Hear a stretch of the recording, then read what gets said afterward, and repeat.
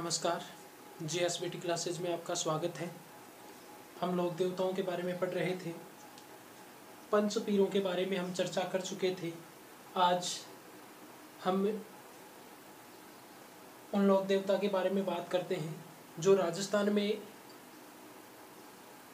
बहुत अधिक पूजे जाते हैं। हालांकि उनको पंच पीरों में सम्मिलित नहीं किया जाता है, लेकिन राजस्थान के प्रमुख देवता हैं। और उन लोक देवता की बात करें तो उनका नाम है तेजा जी। लोक देवता है तेजा जी। हालांकि पंच पीरों में इनको सम्मिलित नहीं किया जाता है, लेकिन काफ़ी बड़ी संख्या में लोग इनको पूजते हैं, बहुत अधिक इनके भक्त हैं। तो देखिए, तेजा जी हैं। तेजा जी का जन्म नागौर। बात करें तेजा जी के जन्म की तो देखिए, तेजा जी का जन्म हुआ था, एक जगह है जिसका नाम है खड़नाल। एक जगह है जिसका क्या नाम है, जिसका नाम है खड़नाल। खड़नाल नामक स्थान पर। और खड़नाल कहाँ पर पड़ता है? खड़नाल पड़ता है नागौर। कहाँ पर है? नागौर में। 1073 ईस्वी। कब हुआ था? 1073 ईस्वी में खड़नाल, जो कि नागौर में पड़ता है, यहाँ पर तेजा जी महाराज का जन्म हुआ था। बात करें इनके पिताजी के नाम की तो देखिए, इनके पिताजी का नाम था ताहड़ जी। इनके पिताजी का नाम था ताहड़ जी। और इन ताहड़ जी को एक और अन्य नाम से जाना जाता था, और वो था बक्साराम जी। क्या नाम था? बक्साराम। इनके पिताजी का नाम ताहड़ देव था, ताहड़ जी था। और अगर बात करें मारवाड़ रियासत में इनके नाम की तो क्या नाम चलता है? बक्साराम नाम चलता है। इनकी माताजी का नाम था राम कुंवरी। इनकी माताजी का नाम था राम कुंवरी। और बात करें इनकी पत्नी के नाम की तो इनकी पत्नी का नाम था पेमल दे। इनकी पत्नी का क्या नाम था? पेमल दे। और ये पेमल दे कहाँ की थी? ये पनेर।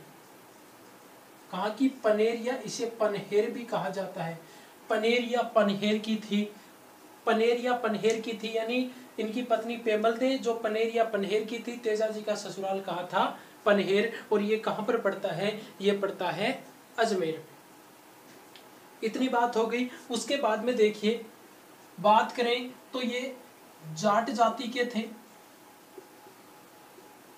तेजा जी का जन्म है वो जाट जाति में हुआ था। और जाट जाति में इनके गोत्र की बात करें तो इनकी गोत्र थी धोलिया जाट। किस गोत्र में जन्म हुआ था? धोलिया गोत्र में। जाट जाति में धोलिया गोत्र में इनका जन्म हुआ था। धोलिया गोत्र में इनका जन्म हुआ था। आगे देखिए, बात करें हम तेजा जी के उपनामों की इनको किन किन उपनामों से जाना जाता है तो देखिए, तेजा जी के उपनामों की बात करें तो काला बाला का देवता। इनको क्या कहा जाता है? इनको कहा जाता है काला और बाला का देवता। क्या कहा जाता है? काला और बाला का देवता। तेजा जी को काला और बाला का देवता कहा जाता है। देखिए, काला और बाला का देवता क्यों कहा जाता है? काला, काला किसके लिए आया है? काला यहाँ पर आया है नाग या सर्प के लिए। नाग या सर्प के लिए। तेजा जी को सर्पों के देवता के रूप में पूजा जाता है, इसलिए काला आया है। और बाला किसे कहते हैं? प्राचीन समय में एक रोग हुआ करता था जिसका नाम था नारू रोग। जिसका क्या नाम था? नारू रोग। और उससे रक्षा के लिए किसकी पूजा की जाती थी? तेजा जी की पूजा की जाती थी। इसलिए इनको क्या कहा जाता है? इसलिए इन्हें काला और बाला का देवता या काला बाला का देवता कहा जाता है। अगर बात करें इनके अन्य नामों की तो देखिए, किन के लिए पूजा जाता है इनको? सर्प रक्षा के लिए। तो इनको क्या कहा जाता है? इनको कहा जाता है सांपों का देवता। क्या कहा जाता है? सांपों का देवता। राजस्थान में जब भी कृषि कार्य किया जाता है तो कृषि कार्य करते समय एक गीत गाया जाता है। गीत गाते हैं, किसका गीत गाते हैं? तेजा जी का। किसका गीत गाते हैं? तेजा जी का। और वो किस लिए गाते हैं? ताकि जो हाली जो होता है उसकी सर्पों से रक्षा हो। उसकी सर्पों से रक्षा हो, और वो हाली अपने आप की रक्षा के लिए ही किसका स्मरण करता है, तेजाजी का स्मरण करता है। इसलिए इनको कहा जाता है कृषि कार्यों का उपकारक देवता।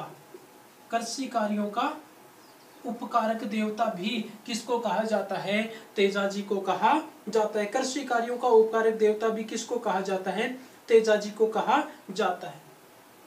इन्हीं को कहा जाता है धोड़िया वीर। तेजाजी का ही उपनाम क्या है, धोड़िया वीर। क्या कहा जाता है, धोड़िया वीर। धोड़िया वीर किसको कहा जाता है, तेजाजी को ही कहा जाता है धोड़िया वीर।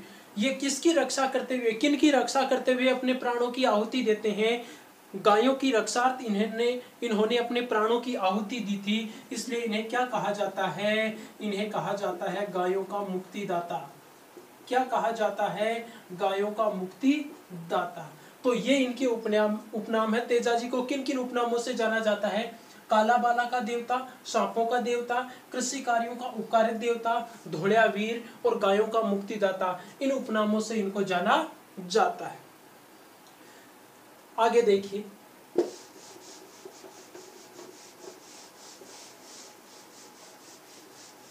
अब हम बात करें तो तेजाजी के कौन कौन से स्थान हैं जो प्रसिद्ध हैं, किन किन स्थानों को हमें याद रखना है जो महत्वपूर्ण है।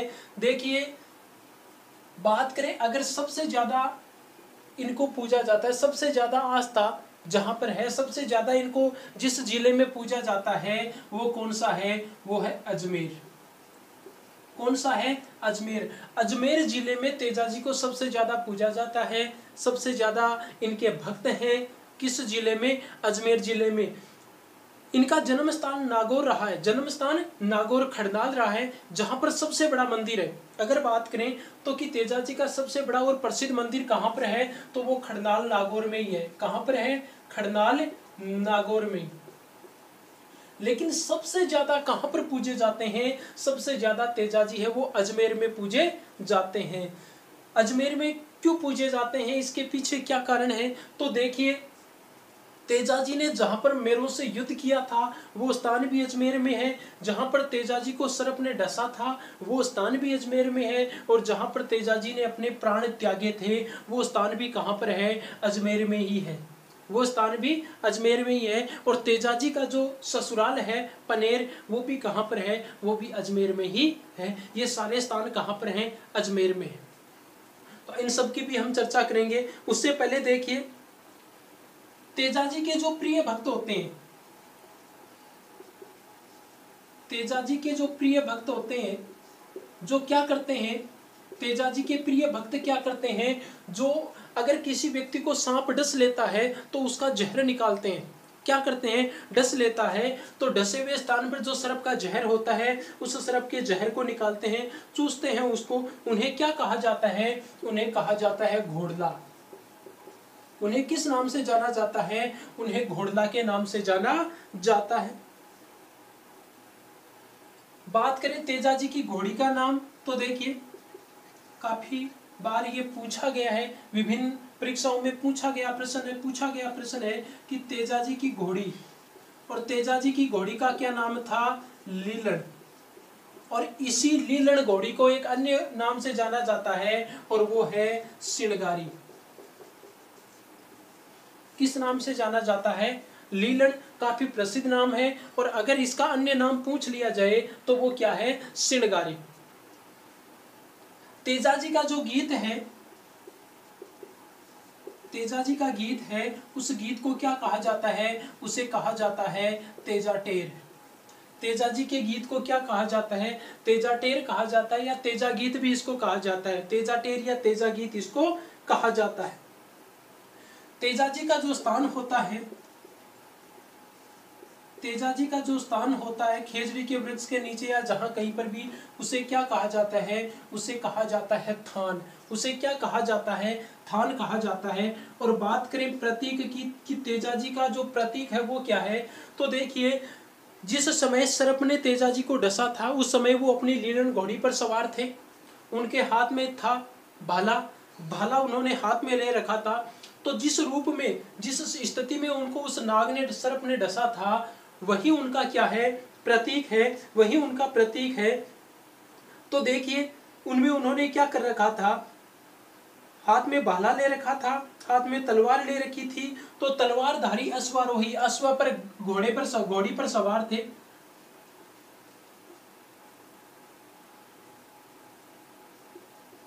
तलवारधारी अश्वारोही, तलवारधारी अश्वारोही, ये क्या है, इनका प्रतीक है। इसी प्रतीक में, इसी रूप में इनकी क्या की जाती है, इसी रूप में इनकी पूजा की जाती है, इसी रूप में तेजा जी की पूजा की जाती है। और इस रूप में है। और एक जो सर्प है, वो सर्प क्या कर रहा है, इस समय इनको डस रहा है। सर्प क्या कर रहा है, इस समय इनको डस रहा है। ये जो स्वरूप है, इसी स्वरूप में तेजा जी आज पूजे जाते हैं। अब देखिए बात करते हैं हम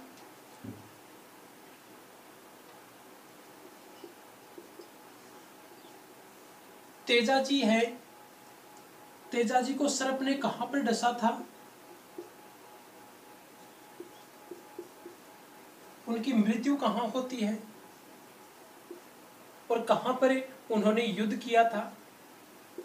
देखिए तेजा जी को सर्प ने जहां पर डसा था, वहां पर भी आज मंदिर बना हुआ है। जहां पर उनकी मृत्यु होती है, वहां पर भी उनका मंदिर बना हुआ है। प्रत्येक स्थान पर उनका मंदिर बना हुआ है। तो देखिए तेजा जी को जहां पर सर्प ने डसा था, वह स्थान है सेंदरिया। कौन सा स्थान है, सेंदरिया। और ये सेंदरिया कहाँ है, ये सेंदरिया है अजमेर का एक स्थान है, काफी प्रसिद्ध नाम, जिसका नाम है ब्यावर। उस ब्यावर के पास में है, कहां पर है, ब्यावर के पास में सेंदरिया नामक स्थान है, सेंदरिया नामक स्थान है। और इस सेंदरिया नामक स्थान पर तेजा जी को सर्प ने डसा था। और उसके बाद में अगर बात करें इनकी मृत्यु की, इस सेंदरिया नामक स्थान पर जहां पर इनको डसा था, वहां पर इनकी मृत्यु नहीं होती है। इनकी मृत्यु होती है, एक स्थान है जिसका नाम है सुरसुरा। एक स्थान है जिसका क्या नाम है, सुरसुरा। और यह सुरसुरा भी कहां पर है, यह सुरसुरा भी अजमेर में है। और अजमेर की एक तहसील है जिसका नाम है किशनगढ़। अजमेर की एक तहसील है जिसका नाम है किशनगढ़। और इस किशनगढ़ तहसील में एक स्थान है जिसका नाम है सुरसुरा। इस सुरसुरा नामक स्थान पर इनकी मृत्यु होती है, तेजा जी की मृत्यु होती है।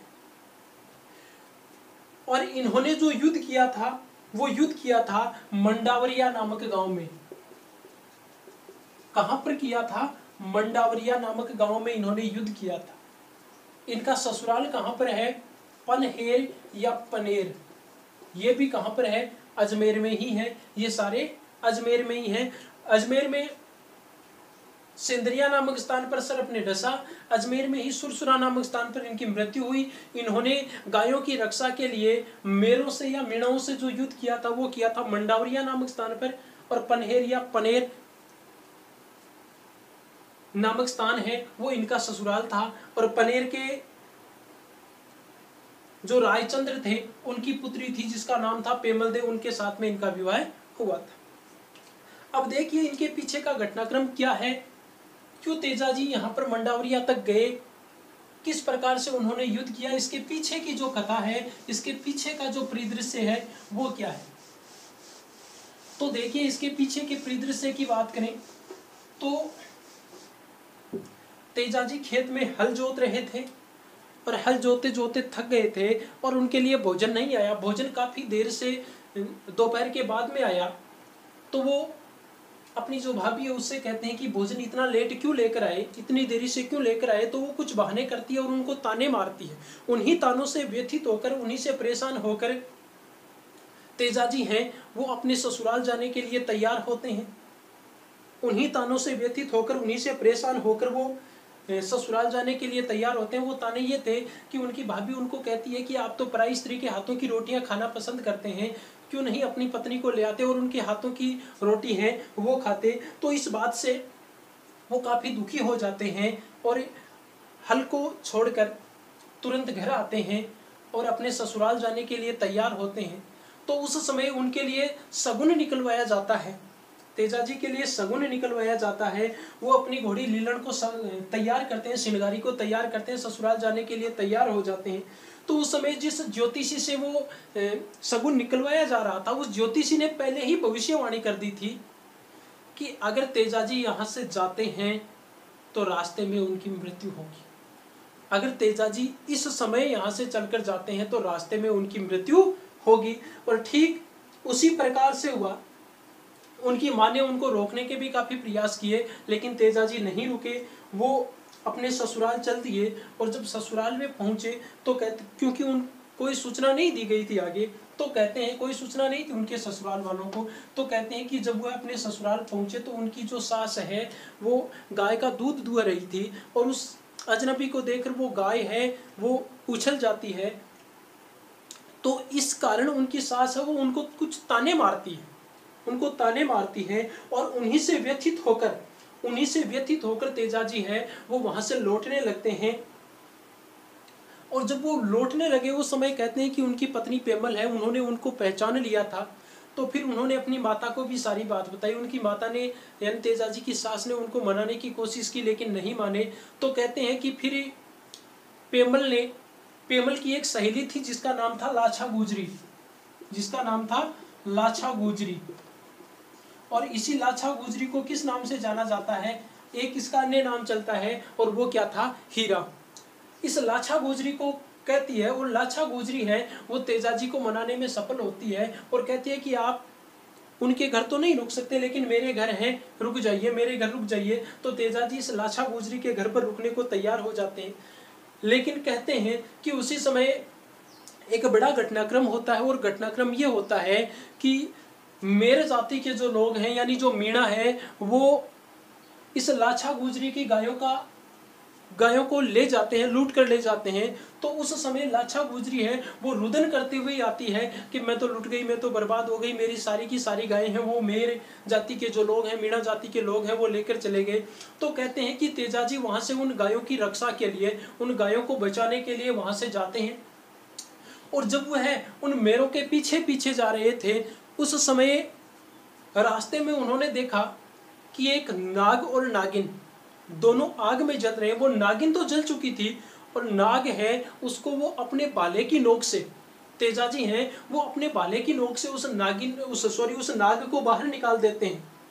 और जब उसको बाहर निकालते हैं तो वो नाग अत्यधिक क्रोधित हो जाता है और तेजाजी को कहता है कि क्यों तुमने मुझे बाहर निकाल दिया। हम 1000 वर्ष तक इस धरती पर रहे, और हमारी 1000 वर्ष के बाद में अब हमें यहाँ से मुक्ति मिलने वाली थी, लेकिन तूने मुझे बाहर निकाल दिया, मुझको बाहर निकाल दिया। अब मुझे 1000 वर्ष और यहाँ पर जीना पड़ेगा इस धरती पर, वरना यहाँ से मुझे मुक्ति मिल रही थी। और इस बात को कहकर वो काफी क्रोधित होते हैं और कहते हैं कि मैं तुम्हें खाऊंगा, तुम्हें डसूंगा। तो वो देखिए क्या कहता है वो नाग, सुन के मोटा सिरदार जुल्म कर दीनो, मारी छूटती जून बचा, माने क्यों बचा लीनो। कि मेरी जून यहाँ से छूट रही थी, अर्थात मुझे इस धरती पर, इस पृथ्वी लोक से छुटकारा मिल रहा था, मुझे मुक्ति मिल रही थी, और तूने ये क्या अन्याय कर दिया, क्यों मुझे बचा लिया।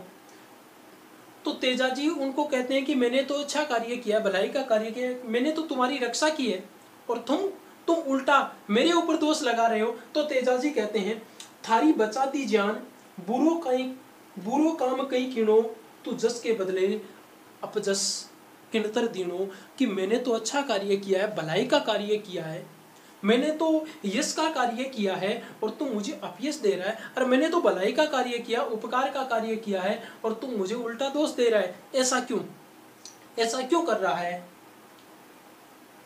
तो कहते हैं कि वो सर्प नहीं मानता उनकी बात। तो तेजाजी कहते हैं कि हाँ तुम डस लेना मुझे, लेकिन मैं एक बड़े कार्य के लिए जा रहा हूँ, मैं गायों की रक्षा के लिए जा रहा हूँ। मेरा पहला कार्य उन गायों की रक्षा करना, उन गायों को बचाना। मैं गायों को बचाकर पुनः तुम्हारे पास आऊँगा, उस समय तुम मुझे डस लेना। कहते हैं कि तेजाजी वहाँ से चले गए। मंडावरिया नामक स्थान पर तेजाजी युद्ध करते हैं, और मीणाओं से वो गायें हैं वो छुड़वाते हैं और लाछा गुजरी को देते हैं। उस समय लाछा गुजरी है वो कहती है कि मेरी गायें तो पूरी हैं, सारी हैं, लेकिन एक केरड़ा किसको कहा जाता है, बछड़े को, कि एक गाय का बछड़ा है वो रह गया, एक बछड़ा रह गया और वो भी मुझे चाहिए। तो ये हीरा या लाछा गुजरी है, ये उस बछड़े के लिए भी जिद करती है। तो कहते हैं कि तेजाजी पुनः जाते हैं और जब दोबारा जाते हैं उस समय वो काफी जख्मी हो जाते हैं, हालांकि उसको बचा कर ले आते हैं, उस केरड़े को भी, लेकिन उनका पूरा का पूरा शरीर है वो क्षत विक्षत हो जाता है, पूरे शरीर पर घाव हो जाते हैं। उस बछड़े को, केरड़े को इसे देकर फिर वो उस नाग के पास में जाते हैं, सर्प के पास में जाते हैं और कहते हैं कि अब डस ले तू। तो कहते हैं कि उस समय उस सर्प ने कहा कि तेरा पूरा का पूरा शरीर है वो क्षत विक्षत है, मैं कहाँ पर डसूं। तो कहते हैं कि तेजाजी ने अपनी जीभ निकाली और कहा कि यहाँ पर किसी प्रकार का कोई घाव नहीं है, तू यहाँ पर मुझे डस ले। उस सर्प ने उन्हें आशीर्वाद दिया, उन्हें वरदान दिया कि तुम भविष्य में सर्पों के देवता के रूप में पूजे जाओगे। सर्प रक्षक लोक देवता के रूप में आने वाले समय में लोग तुम्हें पूजेंगे। तो फिर वो उनको डस लेता है, सर्प डस लेता है, और सर्प जहां पर डसता है वो स्थान कौन सा है? वो स्थान है सेंदरिया। कौन सा है? सेंदरिया। और ये सेंदरिया नामक स्थान कहां पर है? ब्यावर के पास, ब्यावर के पास अजमेर में, ब्यावर के पास अजमेर में डसता है। और उसके बाद में वहां से वो थोड़ा चलते हैं और उसके बाद में सुरसुरा नामक स्थान पर, जो किशनगढ़ तहसील अजमेर में है, इस सुरसुरा नामक स्थान पर तेजाजी है, उनकी मृत्यु हो जाती है। तेजाजी की सुरसुरा नामक स्थान पर मृत्यु हो जाती है। और मृत्यु कब होती है? तो मृत्यु होती है 1103 ईस्वी में। इनकी मृत्यु कहां पर होती है? इनकी मृत्यु कब होती है? 1103 ईस्वी में होती है। और विक्रम संवत की बात करें तो विक्रम संवत है 1160। विक्रम संवत की बात करें तो 1160 विक्रम संवत, 1160 विक्रम संवत में सुरसुरा नामक स्थान पर इनकी मृत्यु होती है।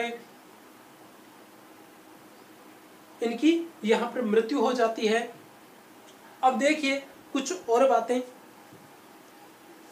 इनकी मृत्यु का समाचार, इनकी मृत्यु का समाचार है वो किसने पहुंचाया था? तो इनकी मृत्यु का समाचार है वो इनकी,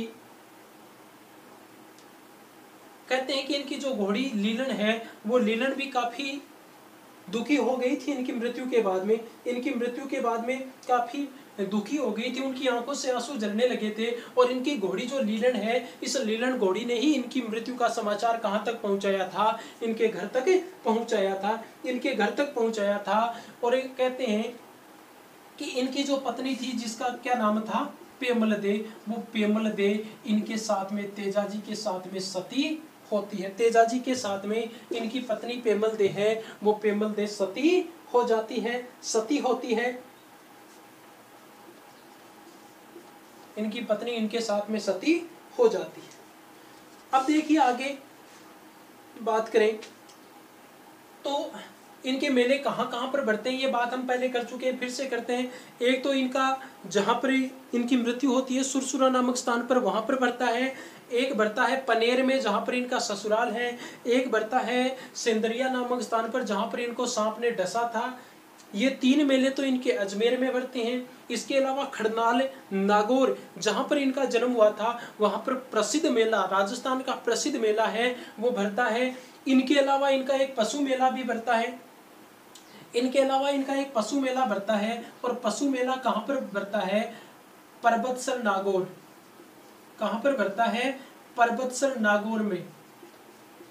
पर्वतसर नागौर में इनका प्रसिद्ध पशु मेला भरता है, जो आय की दृष्टि से पर्वतसर नागौर का पशु मेला जो तेजाजी की याद में बढ़ता है, वीर तेजाजी की याद में बढ़ता है, वो राजस्थान में आय की दृष्टि से सबसे बड़ा पशु मेला है। यानी राजस्थान में किसी भी पशु मेले में जो सर्वाधिक आय होती है वो कहां से होती है? इस पर्वतसर नागौर के पशु मेले से होती है।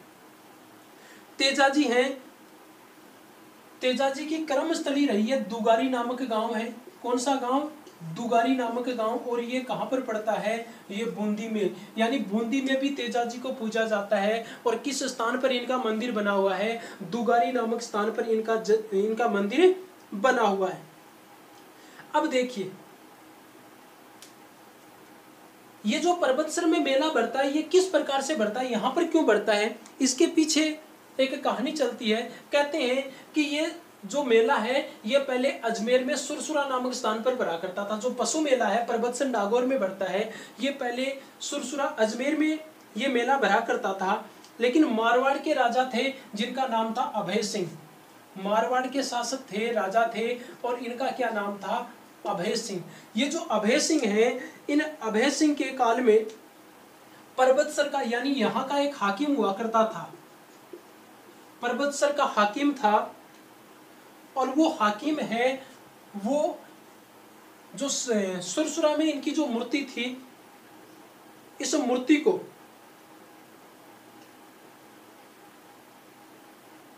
यहां से लूटता है। कहां से? सुरसुरा से। और कहां पर ले आता है? परबतसर नागौर ले आता है। कहां पर ले आता है?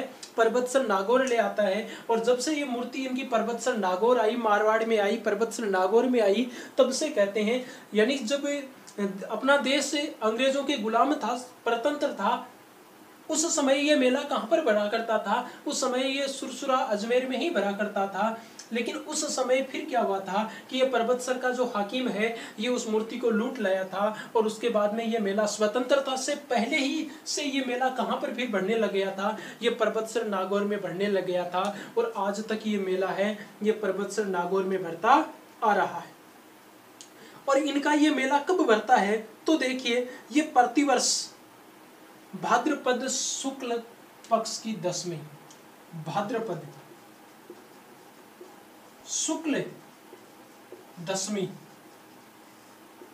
भाद्रपद शुक्ल 10वीं को बढ़ता है। और इसी भाद्र शुक्ल 10वीं को किस नाम से जाना जाता है? इसको क्या कहा जाता है? इसे तेजा दशमी कहा जाता है। क्या कहा जाता है? तेजा दशमी कहा जाता है। और तेजा दशमी के दिन ही ये जो प्रमुख प्रमुख स्थान इनके हैं, यहाँ पर प्रतिवर्ष मेले भरते हैं, प्रतिवर्ष मेले भरते हैं। तेजाजी हैं वो सहरिया जाति के आराध्य देव माने जाते हैं। किस जाति के? सहरिया। सहरिया जो जनजाति है, इस सहरिया जनजाति के आराध्य माने जाते हैं, आराध्य देव माने जाते हैं। और इन्हीं की याद में सहरिया जनजाति का कुंभ लगता है। सहरिया जनजाति का कुंभ लगता है। सहरिया जनजाति का कुंभ किस मेले को कहा जाता है? सीताबाड़ी मेले को कहा जाता है। किस मेले को कहा जाता है? सीताबाड़ी मेले को। यानी सीताबाड़ी में जो मेला बढ़ता है उसे आदिवासियों का कुंभ, सहरिया जनजाति का कुंभ कहा जाता है। और वो किसकी याद में बढ़ता है? तो वो तेजाजी की याद में। सहरिया जनजाति का जो कुंभ है, जो सीताबाड़ी में भरता है, वो किसकी याद में वहां पर वो मेला लगता है? तो वो मेला तेजाजी की याद में लगता है। तेजाजी की याद में ही वो मेला लगता है। तेजाजी के 2 बहिनें थी। तेजाजी के 2 बहिनें थी। और बात करें उन बहनों की, तो एक का